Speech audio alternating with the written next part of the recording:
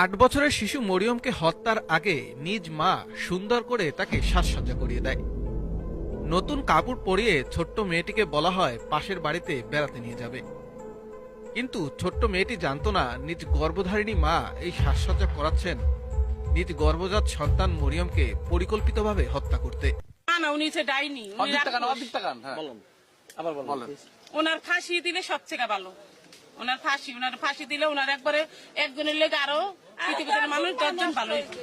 ওনার ফাঁসি আগে কইতেছেন কালে বাপ। জায়গা জমি নিয়ে বিরোধের জেরে প্রতিপক্ষকে ফাঁসাতে নিজ সন্তানকে হত্যার এমনই পরিকল্পনা নেন মরিয়মের মা এবং চাচা।